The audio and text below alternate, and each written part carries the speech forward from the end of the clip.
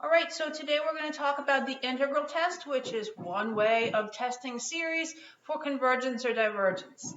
It's actually quite easy to use the integral test as long as you can do the integral. So it kind of makes it a nice test, but it has limited applicability because you don't want to spend a lot of time doing some horrible integral if you don't have to. So first of all, I'm going to give you an idea of why this test works. So you can see it geometrically quite easily. What we're interested in right now is the series 1 over n squared, written out a few terms here. And what I'm going to compare it to is the indefinite integral, dx over x squared. Now we know that this definite integral converges, right? Because we know that dx over x to the p converges for p greater than 1 and diverges for p less than or equal to 1. Okay, important point. So we already know that this integral converges. So if I can somehow use that to compare it to the series, I'm going to be good to go. And in fact, we can do that if we think about this sort of as a Riemann sum, not a Riemann sum where your delta x is going to 0, but just sort of as a Riemann sum, and think about how this can be thought of as an area. If I talk about this integral, starting from 1 and going on, more or less, I know that that's going to be finite because of this. It's convergent. We showed that before. So let's look at these little areas. On my graph, here's y equals 1 over x squared. So I had to make the 1 kind of large, but you know. An area of 1 would correspond to that.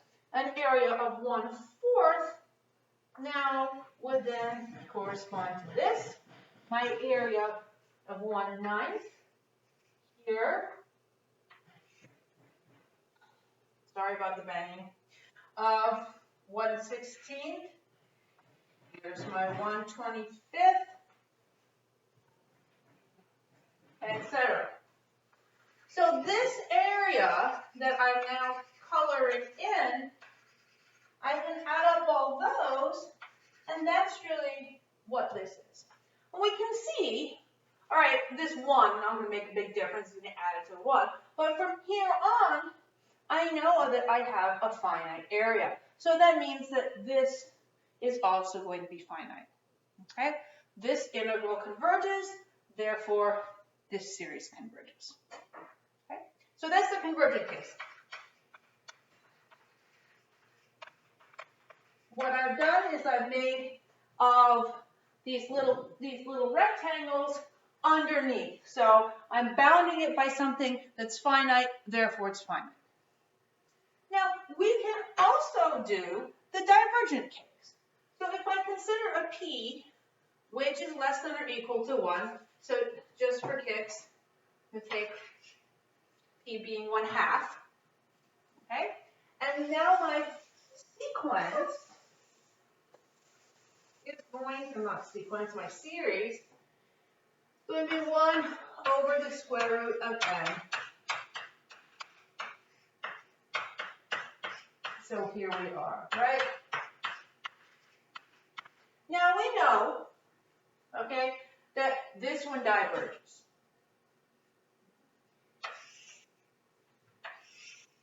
We'll sort of draw the same graph.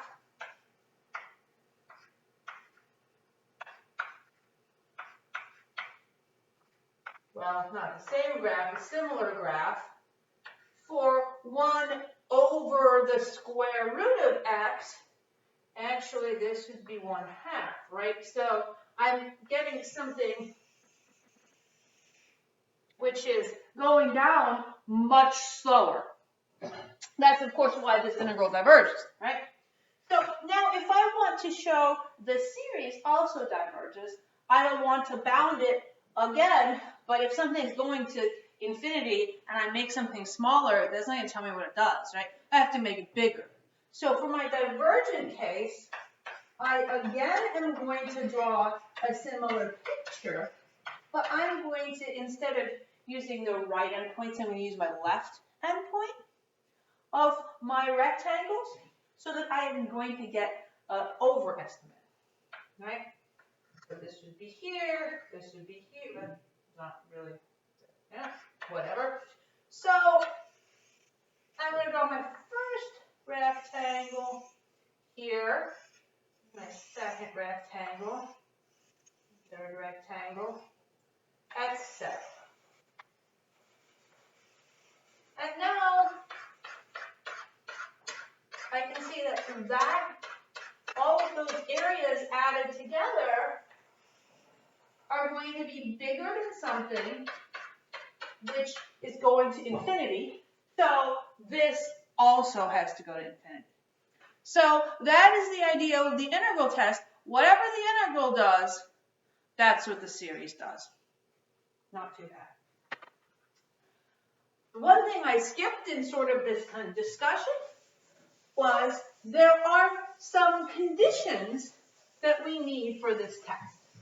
It's not going to work for every series, even if it was something you could integrate. So the conditions on the function are the following. We want it to be continuous, positive, and decreasing. So here's the statement of the test.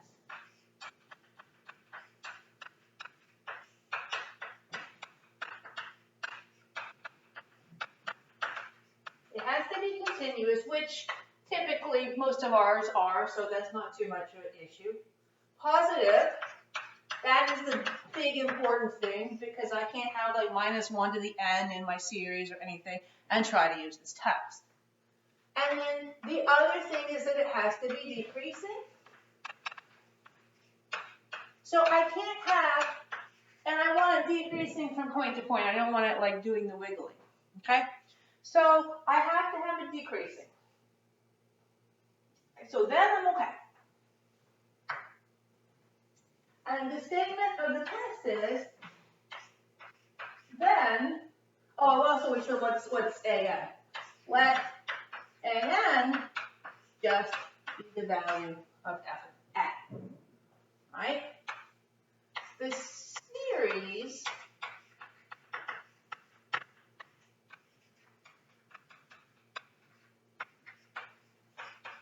is going to converge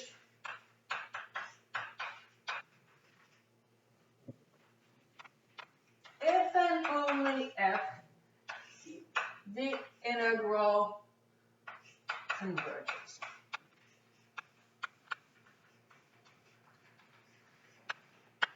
Meaning, if the integral converges, the series converges. If the integral diverges, the series diverges. Now, a couple points real quick. It's not going to tell you what the series converges to. As we saw with our picture that I made, there's some estimate, so you can't really tell, okay, what the series is converted to. Second thing, well, you just know that it converges. Second thing is this 1, all right? If it happens that your series starts from 2 or 5 or 10, it's okay. You'll just have a 2 or 5 or 10 here for your lower limit. So that's not an issue. Another thing, really, the way we've stated is that we want it decreasing on the entire interval here. Well, it's okay if it's eventually decreasing, right? So if I had a couple of wiggles and then went down, right?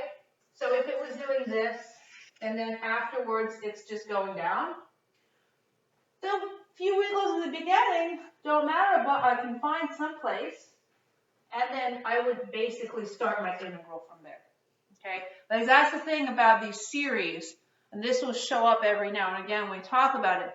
What we really care about is what's happening as n goes to infinity. We don't really, I mean, it matters at the beginning if you're trying to find the sum, sure, for sure, but when we're just talking about convergence or divergence, the behavior at the end is what's going to tell you what's important. So if it's eventually decreasing, that's good enough.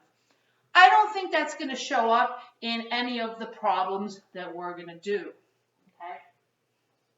So you don't really have to worry about that. Just sort of a thing to know. Now, we can prove the integral integral test for a general case. I'm not going to spend the time to lecture on that. I'm just going to give you guys a link online to read the proof. It's also in your book. You can welcome to read it if you like. It's basically exactly the same thing we did with the pictures, only more general case than whatever I did, x squared and the square root of x. It's just for some a sub n. So it's a little bit more theoretical. There are some videos about it too.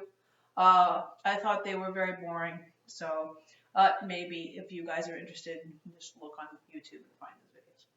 What I wanted to do is basically show you how to use this test. So I'm going to do one example now, and then there will be some videos with a couple of other examples. Okay.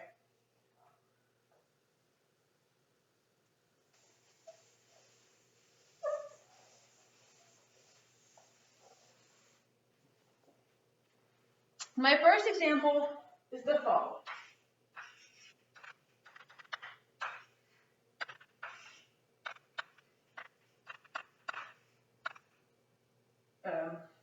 What? All right, got that wrong. Doesn't really matter. 3 don't. All right, so here is our series. We're just going to use the integral test. So the integral test is going to be the integral from 1 to infinity of dx over 2x plus 1 cubed. Yes, this is continuous, right? Only bad point is at negative 1/2. We don't care about that. We're starting from 1. It is decreasing, and it's always positive, right? Because x is positive, n is positive. There's no problem with using a test in this case. I just want to do this integral. And it's not a hard integral to do.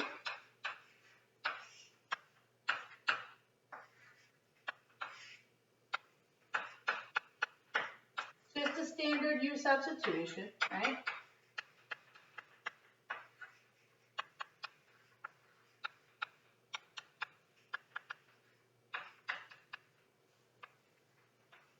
So I would have 1/2 du over u cubed, right? So then I would have, oh, I forgot to write the limit part.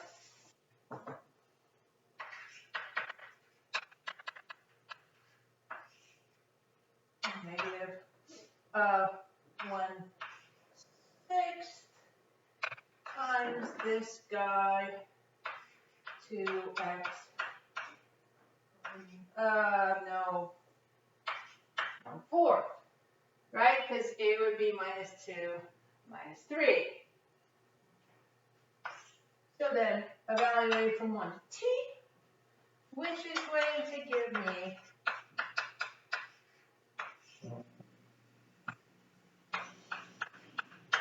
this 2t plus 1 squared plus 1/4 times 1/9, right? 3 squared, right?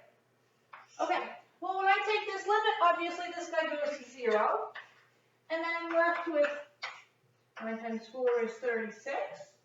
So the integral converges. And so the integral converges, therefore the series converges. Okay? Now, the integral converges to the answer 1/36. The series does not converge to 1/36. I don't know what the series converges to. I don't care. Okay. Well, somebody might care. Right now, I don't care. There's a whole part. Oh, by the way, that's a good point to say this. There's a whole bunch of stuff about estimating the sum so that we can come up with an estimate for what the sum converges to. That's one of the things we're going to skip because we lost the week. Okay, so don't worry about the estimating the sums and the remainder terms and all that stuff. If you're reading the book, we're just going to skip that. It's actually not hard. If you guys ever need to do it, you can read up on it.